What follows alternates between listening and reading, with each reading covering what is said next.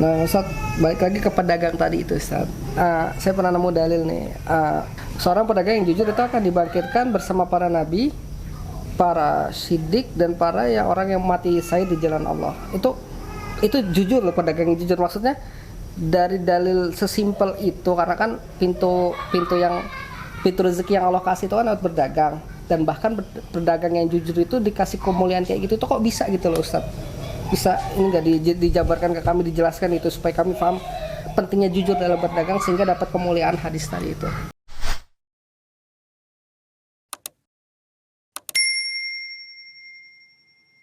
Ngelebar dikit masalah pasar, Ustaz. Pasar. Balik ke pasar, kalau istri itu sebenarnya boleh nggak sih, Ustaz, ke pasar sendiri tanpa mahram? Kalau ditanyakan seperti itu kan kembali kepada nasnya, kan tidak boleh seorang wanita itu keluar tanpa izin suaminya dan keluar tanpa mahram. Makanya kalau memang butuh ke pasar, suaminya ada, ya paling tidak dia diantar suaminya ke pasar. Jadi tidak dibiarkan ke pasar sendirian. Satu, bahwa pasar itu adalah tempat yang buruk, disebut oleh Nabi sebagai tempat yang buruk.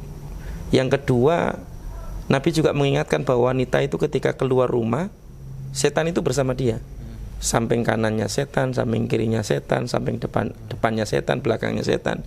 Yang setan itu menghiasi wanita tadi itu sehingga kemudian terlihat indah oleh orang lain.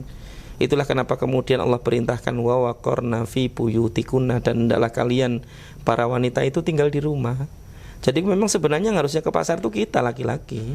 Kalau misalnya suaminya lagi di luar kota, tapi cuman misalnya ada ponakan atau gimana itu anaknya gitu, itu kriteria mahram itu kayak mana sih, Ustaz?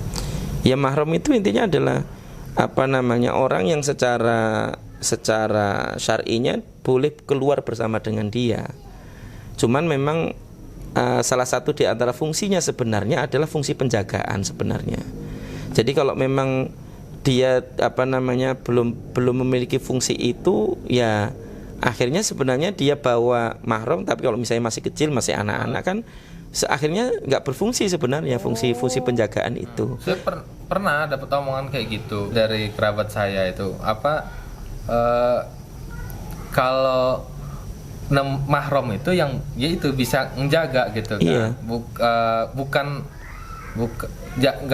Bukan hanya sekedar secara status mahram gitu. Laki-laki gitu kan. Dicontohin sama beliau itu. Kalau misalnya itu lihat ada orang tuh naik motor, kalau ibu itu jatuh gitu.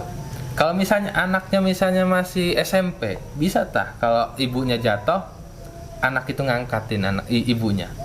Kata saya iya juga ya, nggak bisa. Itu masih dicontoh. Iya, memang salah satu fungsi mahram tadi itu, salah satu fungsinya adalah fungsi penjagaan. Makanya memang harusnya yang memang secara kelayakan penjagaannya itu ada dan berfungsi gitu loh.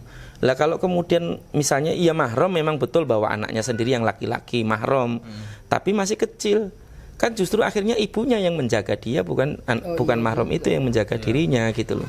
Dan ini bagian juga yang mungkin juga penting untuk diperhatikan. Makanya kalau memang seorang suami tadi itu tidak pergi jauh dalam waktu lama, ya sebaiknya logistik itu dicukupi dulu di rumah. Dulu, ya? Iya, kulkas penuh gitu kan. Kulkasnya kecil. Kulkasnya penuh, kemudian beras ada paling tidak selama waktu ditinggal itu, sehingga kalaupun butuh keluar rumah pun itu juga bukan yang sampai dia keluar jauh. Paling nanti tunggu tukang sayur lewat misalnya, itu tidak ada masalah lah. Artinya walaupun secara hukum ya tetap apa yang disebutkan di dalam nas itu harusnya tetap dilakukan. Tapi paling tidak kan kalau cuman depan rumah kan penjagaannya tidak terlalu sebutuh kalau kemudian harus berjalan jauh dan lain sebagainya gitu. Dan ini bagian dari yang juga mungkin penting. Apalagi hari ini ya, secara praktisnya kan kita bisa kalau misalnya memang udah nih tak bawain duit aja yang banyak gitu. Nanti kalau kira-kira butuh makan, Gojek aja misalnya. Atau istilahnya itu kan, Gojek juga bisa ngundang fitnah juga gitu. Iya, terlepas itu, tapi paling tidak lebih aman misalnya suruh masukin lewat jendela misalnya kan bisa aja, atau suruh gantungin di depan pintu kan bisa aja. Itu teknis lah, artinya paling tidak tetap lebih aman daripada dia yang keluar rumah gitu. Berarti poinnya adalah mahram itu bukan hanya anak laki-laki, tapi dia bisa kejaga atau enggak? Kalau secara status iya, cuman salah satu di antara fungsi mahram adalah adanya fungsi penjagaan tadi. Tapi kalau dicontohin dia tadi itu harus bisa ngangkat ibunya. Ya, Ibu itu saya gemuk, badan contoh- saya bingung ngangkatnya gimana. Contoh paling ekstrim lah istilahnya. Walaupun Karena penjagaan waktu itu kondisinya lagi ngeliat jalan. iya. Ya paling tidak itu salah satu di antara gambaran yang paling masuk akal ya.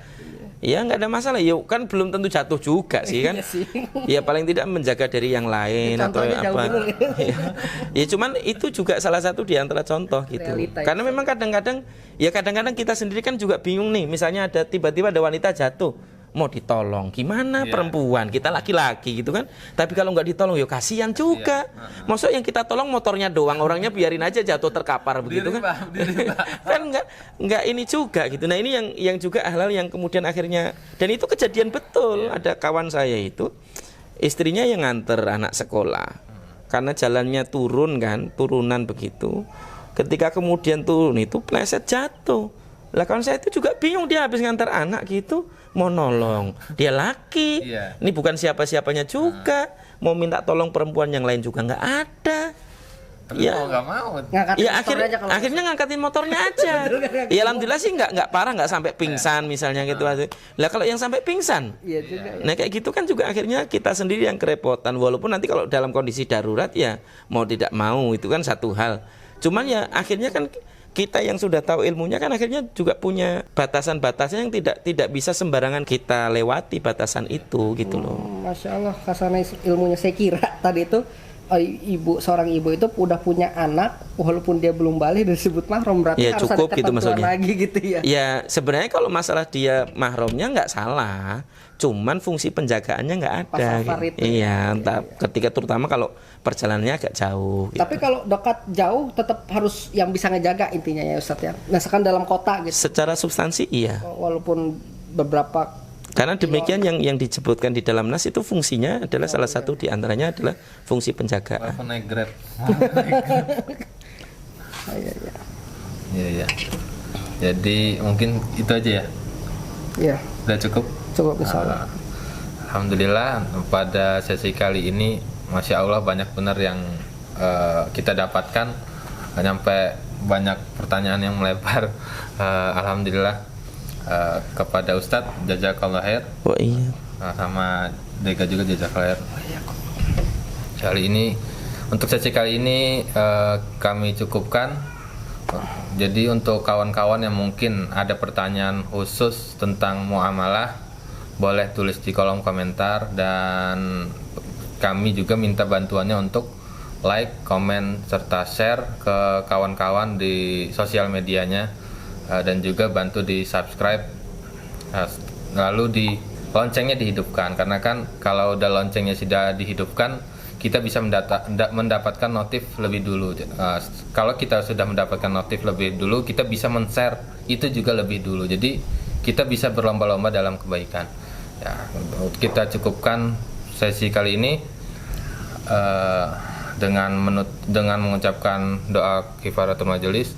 Subhanakallahumma wa bihamdika asyhadu an la ilaha illa anta astaghfiruka wa atubu ilaik. Assalamualaikum warahmatullahi wabarakatuh. Waalaikumsalam warahmatullahi wabarakatuh.